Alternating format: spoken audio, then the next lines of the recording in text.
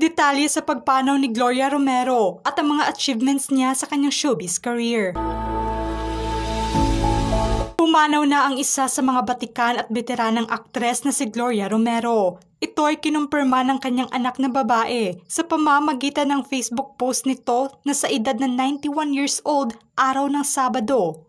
Sumakabilang buhay na ang tinaguriang Queen of Philippine Cinema. Naging mapayapa kung ilarawan ng pamilya ang pamamaalam ng aktres na sumakabilang buhay habang natutulog lamang. Sa Facebook post ng nag-iisang anak na babae ng aktres, na-appreciate umano nila ang suporta, panalangin at simpatya at mga nagpaabot ng mensahe at pakikiramay na natanggap nila galing na sa mga fans ng aktres. Bumuhos kaagad ang pakikiramay ng mga fans para nasa veteranang aktres at maging sila ay sobrang nagulat at nalungkot sa pagkawala ng isa sa mga magagaling na aktres ng bansa.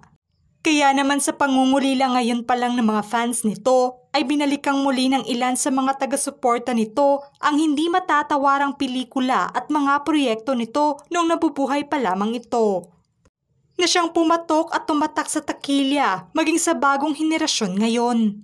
Si Gloria Romero o Gloria Ann Borrego Gallia sa tunay na buhay ay isa sa mga batikang aktres ng bansa. Maagang lumisan naman ang asawa nito noong 2005 kung saan mayroon lamang silang isang anak na babae. Napabalita namang ang ama nito ay isang Pinoy na pumunta noon sa Amerika upang mag-aral.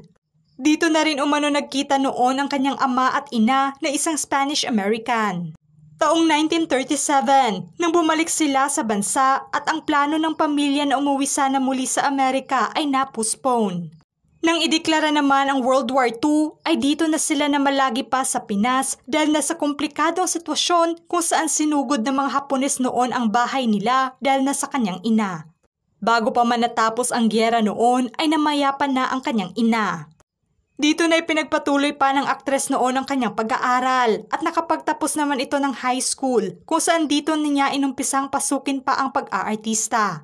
Ito ang nag-udlot sa kanya upang makilala na isa sa mga magagaling na aktres ng bansa at tumagal at umabot ng dekada 70 na sa pag-arte. Sa edad na 16 years old ay nagsimula na itong umarte kung saan hindi pa siya noon ang bida sa pelikulang Madam X 1952. Sa pelikula naman itong 1954, ang Dalagang Ilocana ay nagbigay naman sa kanya ito ng panalo sa FAMAS bilang Best Actress. Kung saan mayroon na nga itong mahigit 200 motion pictures pati nasa telebisyon na produksyon. Dito na nagsimula pa ang sunod-sunod na proyekto nito at panalo sa industriya. Kaya naman sa napakaraming proyekto na nito ay binansagan itong Queen of Philippine Cinema. Isa nga ito sa mga Sampaguita babies noon at bago pa man ito umalis sa Sampaguita Pictures noong 1960s ay hindi pa rin natapos ang pag-arte nito at patuloy na namayagpag.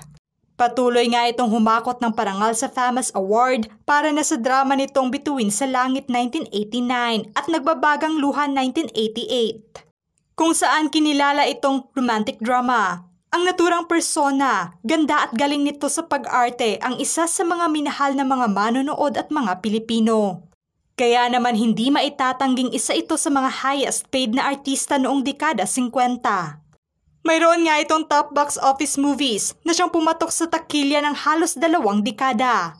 Na siyang nagbigay sa kanya ng pagkilala bilang kauna-unahang golden age of Philippine cinema.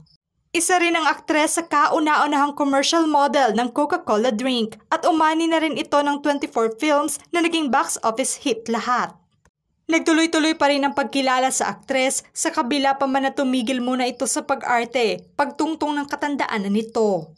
Kung matatandaan noong 2019 ay kinilala ito bilang PMPC Star for Movies. At sa ika-90th na kaarawan nito ay nasilayang muli ito ng karamihan sa naging selebrasyon ng kanyang kaarawan. Sa nakakalungkot na paglisa nito ay isinapubliko naman kaagad ng pamilya na sa Arlington Memorial Chapel, Hall A sa Araneta, Quezon City ang lamay ng bitiranang aktres.